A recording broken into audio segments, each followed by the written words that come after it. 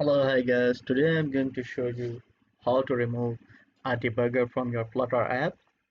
So for the demonstration of this video, I'm using Android Studio and I have a Windows computer, so I have emulator, but the code will work same for the Visual Studio code as well.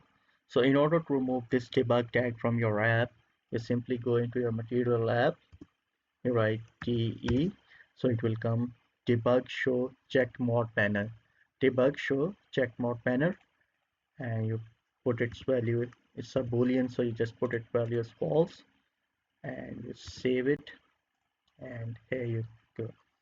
So this debugger is moved. The purpose of having this debugger in your app is to let you and other people know that the app still have some errors and you are debugging it and it's still not ready for the release version.